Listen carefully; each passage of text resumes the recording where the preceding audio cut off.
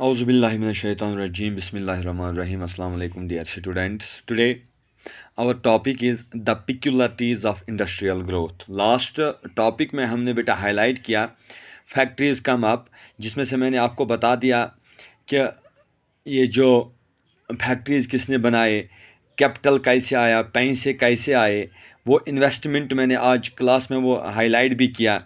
तो आज जो हमारा नेक्स्ट जो है that is the peculiarities of industrial growth. क्या हमें बताना है कि पेक्युलरिटीज़ मीन्स ये हमें बताने हैं कि फीचर्स ऐसे कि जो डिफरेंट थे, जो कंपनी ने यहाँ पे फैक्ट्रीज़ बनाए या कॉलोनलिज्म किया या एम्परलिज्म किया, जो यहाँ पे प्रोडक्शन हो रही थी वो प्रोडक्शन और इंडिया की प्रोडक्शन में क्या डिफरेंस थी, क्या कोई कंपटीशन था, क्या डिफरेंस, इंडिया ने कौन सी पाथ चुन ली और कंपनी ने कौन सी पाथ चुन ली। फिर से मैं कहता हूँ पेक्युलरिटीज़ ऑफ इंडस्ट्रियल ग्रोथ। जो इंडस्ट्रियल सेक्टर इंडिया का था, इसमें बिल्कुल जो टोटली पावरफुल था वो कंपनी थी। कंपनी का पॉलिटिकल कंट्रोल था वहाँ पे, कंपनी का इकोनॉमिक कंट्रोल था वहाँ पे। अब जो इकोनॉमिकल सेक्टर पे हम जा रहे हैं कि जो यहाँ पे प्रोडक्शन हो रही थी, जो यहाँ पे इस्टेब्लिशमेंट हो रही थी, क्या कंपनी की इस्टेब्लिशमेंट क्या थी एंड इंडिया के जो बिजनेसमैन थे इन्होंने कौन सा पाथ लिया, क्या इन दोनों के बीच में कोई कंपटीशन था या डिफरेंट डिफरेंट पाथ्स चुन लिए। That we see first. जो यूरोपियन कंपनी एजेंसी, जो ईस्ट इंडिया कंपनी यहाँ पे एज ए उनकी कॉलोनियल पावर भी थी, पॉलिटिकल पावर भी थी। तो यूरोपियन एजेंसीज़, जो यूरोपियन एजेंसीज़ थी, थ्री मैन एजेंसीज, जो मैंने ऑलरेडी क्लास में भी हाईलाइट किया, पिछले वीडियो में भी मैंने हाईलाइट किया, जिसमें से मैंने आपको बता दिया बिगेस्ट थ्री, बर्ड हिगलर एंड को, Indira you'll and Jordan Skinner and को।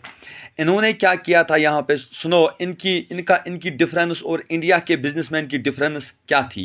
इन्होंने कंपनी ने इस्टेब्लिशमेंट किया था यहाँ पे टी कल्टीवेशन की, कॉफ़ी की, इन दोनों की प्लांटेशन। फर्स्ट जो कंपनी ने यहाँ पे हासिल करने की कोशिश की that was T and coffee plantation.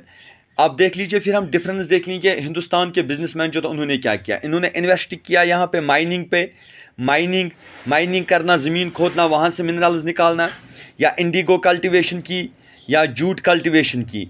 मैं कह रहा हूँ कि कंपनी ने इंडिया में आके क्या क्या किया, इस्टेब्लिशमेंट प्लांटेशन की, टी प्लांटेशन की, कॉफ़ी प्लांटेशन की, पैसा इन्वेस्ट किया, बहुत कुछ इन्वेस्ट किया, माइनिंग की, यहाँ पे रिसोर्सेज हासिल, मिनरल्स हासिल करने के लिए, यहाँ पे इंडिगो कल्टीवेशन की, यहाँ पे जूट कल्टीवेशन की।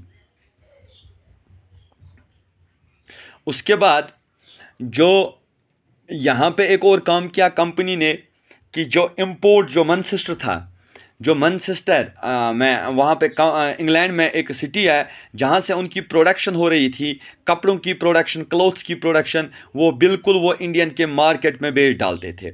मैं फिर से रिवाइज़ करता हूँ कि ईस्ट इंडिया कंपनी, जो यहाँ पे कंपनीज थी, फैक्ट्री बनाने के बाद इन्होंने यहाँ पे टी कॉफ़ी प्लांटेशन करवाई, means agriculture sector, mining, Indigo, jute जिसमें किया एग्रीकल्चरल सेक्टर, एंड वन जो ये सेक्टर था इन्होंने अपने कंट्री में मैनचेस्टर एरिया में, सिटी में कपड़े बना दिए और उसको बिल्कुल इंडिया में उसकी मार्केटिंग की। अब इंडिया के बिजनेसमैन जो थे इन्होंने क्या किया, इन्होंने फर्स्ट स्टेप ले लिया कि जो काम कंपनी कर रही है इंडिया में हम वो काम नहीं करेंगे।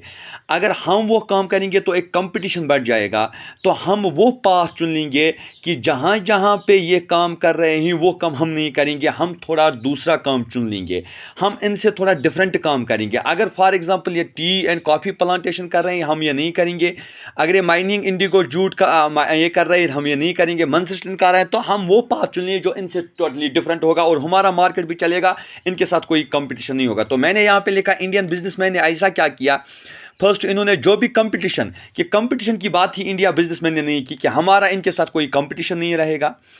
अब इंडिया ने क्या किया, production of course cotton yarn rather than fabric. इसका मतलब है अगर कंपनी ने यहाँ पे कपड़ा तैयार किया, फॉर एग्जांपल यहाँ पे मैंने लिखा कंपनी ने कपड़ा तैयार किया, तो इंडिया वाले एक बिजनेसमैन जो थे, इन्होंने कहा कि हम कपड़ा तैयार नहीं करेंगे, कपड़े के बदले हम धागा तैयार करेंगे। यहाँ पे मैंने लिखा avoid competition first production of course cotton yarn rather than fabric, कि हम जो कपड़े के लिए धागे की ज़रूरत है हम वो धागा तैयार करेंगे, और धागा हम तैयार करेंगे, कपड़े ये तैयार करेंगे। तो इन्होंने कंपटीशन यहाँ पे नहीं किया, अगर उन्होंने कपड़ा तैयार किया, इन्होंने धागा तैयार किया। सेकंड, जब 19th सेंचुरी में, एज यू नो, मैंने आपको चैप्टर नंबर 2 में भी आपको बता दिया, ये स्वदेशी मूवमेंट, नेशनल मूवमेंट्स हमने पढ़े 1916 अप टू 1947 की सिचुएशन हमने पूरा का पूरा हाईलाइट किया। तो जब स्वदेशी movement means boycott of foreign clothes, जो फॉरेन क्लोथ यहाँ पे आ रहा था वो मैनचेस्टर का आ रहा था, और in nationalist mobilised people to boycott foreign clothes. As you know, आपको मालूम है कि नेशनलिस्ट लीडर जैसे आपको मोहनदास करमचंद गांधी था, सुभाष चंद्र बोस था, बाकी लीडर, हर एक लीडर का यही था कि जो हमें बाइकाट करना है, चाहे ये जिसको हम कहते हैं नॉन कॉपरेशन मूवमेंट है, उसी नॉन कॉपरेशन मूवमेंट में उन्होंने फॉरेन क्लोथ की बाइकाट की प्रोसेस चलाई कि ये जो फॉरेन क्लोथ यहाँ पे आ रहा है इसको बाइकाट कीजिए, जो फॉरेन क्लोथ मैनचेस्टर का आ रहा था। इससे एक बहुत बड़ा बूस्ट मिल सकता था इंडियन बिजनेसमैन को। अगर इस चीज़ का बाइकाट होगा तो जो पोजीशन कंपनी की इंडिया में होगी क्लोथ की, वो पोजीशन हासिल कर सकता है इंडियन बिजनेसमैन। तो नेशनलिस्ट इन्होंने क्या किया, इन्होंने मोबिलाइज किया लोगों को, आप फॉरेन क्लोथ की बाइकाट कीजिए।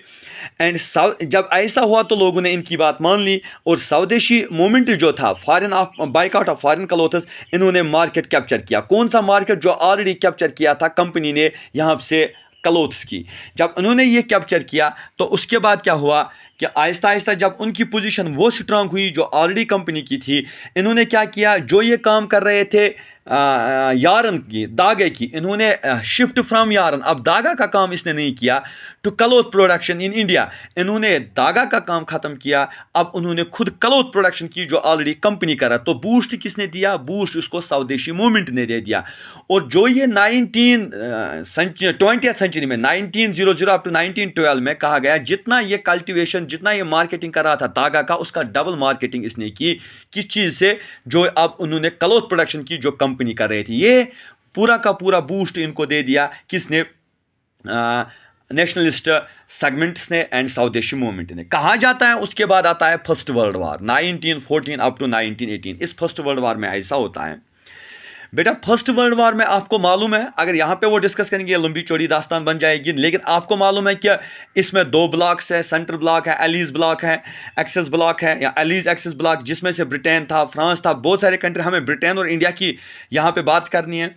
कहा जाता है कि ब्रिटेन खुद इस जंग में इंक्लूड था, और इस जंग में ब्रिटेन को क्या कहा गया, फर्स्ट वर्ल्ड वार जो था, इसमें से जो एक न्यू सिचुएशन क्रिएट होती है कि जो ब्रिटिश की मिल्स थी, या हम कहेंगे ब्रिटिश के फैक्ट्रीज या मिल्स जो थे, वो बिल्कुल बेटा बिजी रहे, वो टोटली बिजी रहे वॉर नीड्स में।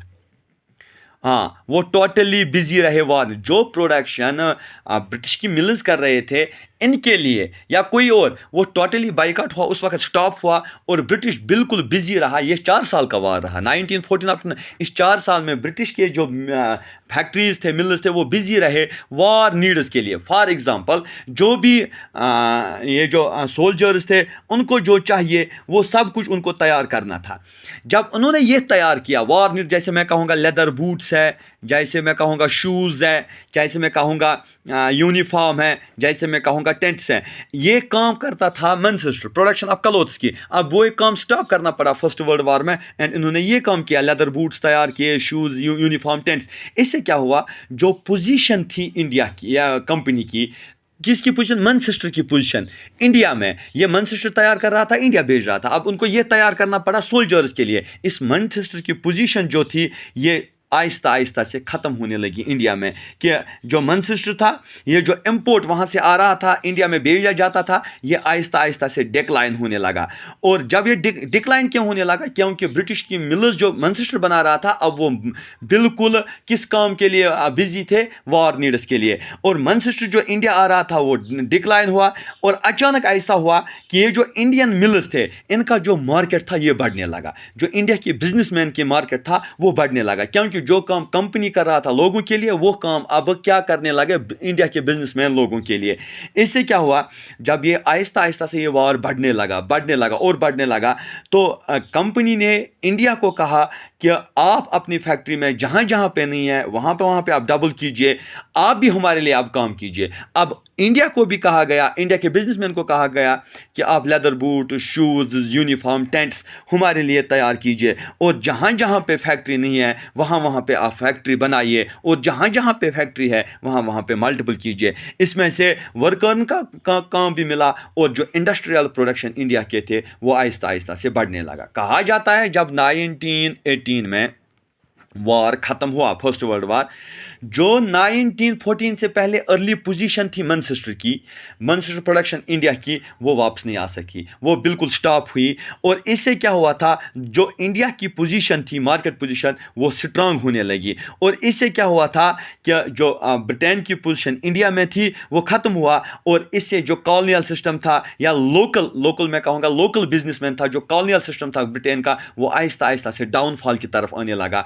और जो इंडिया के लोकल बिजनेस सिस्टम था, या लोकल पावर्स थे, या लोकल बिजनेसमैन थे, स्मॉल स्केल बिजनेसमैन थे, वो आहिस्ता आहिस्ता से अपना मार्केट अपने हाथ में लेने लगे, और इनकी पोजीशन यहाँ पे बहुत स्ट्रांग होने लगी। जो स्मॉल स्केल्स थे या बिजनेसमैन थे, जो पोजीशन फर्स्ट वर्ल्ड वार से पहले कंपनी की थी, वो पोजीशन फिर हासिल की थी किसने? इंडिया ने वो पोजीशन हासिल की, क्योंकि ये बिजी रहा था वार नीड्स में। और इससे क्या हुआ था, जो पोजीशन थी, जो मैन्युफैक्चरिंग स्ट्रक्चर था, वो सब कुछ आहिस्ता आहिस्ता से अब इंडिया के कंट्रोल में आने लगा। इससे स्ट्रांग पोजीशन बन गई है स्मॉल स्केल्स की या स्मॉल बिजनेसमैन की। इससे ये जो पॉइंट है ये आपका क्लियर होता है। तो इसमें से मैंने आपको असाइनमेंट रखा है, हमें बताइए ये जो इंडस्ट्रियल प्रोडक्शन इंक्रीज हुई इंडिया में फर्स्ट वर्ल्ड वार में, ऐसा क्यों हुआ? Why industrial production increase in India during first world war? Why industrial production in India increase during the first world war? ये आपका रहेगा बिल्कुल असाइनमेंट। फिर इजी तरीके से मैंने बता दिया आपको कि ब्रिटेन क्या कर रहा था, इंडिया के बिजनेसमैन क्या कर रहे थे, फिर स्वदेशी मूवमेंट ने क्या मदद किया, फिर फर्स्ट वर्ल्ड वार ने मदद। इसीलिए मैंने आपको बता दिया कि फर्स्ट वर्ल्ड वार के बाद नेशनल कंसेप्ट्स भी इंडिया में स्ट्रांग होने लगे। एक टॉपिक में मैंने आपको बता दिया सेकंड चैप्टर में, why the first world war help the growth of national movements in India. It is the first world वार जिसने फिर इंडिया में एक स्ट्रांग पोजीशन तैयार की। इससे आपका ये टॉपिक खत्म होता है। अब इसमें 2 टॉपिक्स वो नेक्स्ट पे डिस्कस करेंगे, जिससे आपका ये चैप्टर 6 मार्क्स इस चैप्टर के कंप्लीट होते हैं। Hope for the understanding. Best of luck.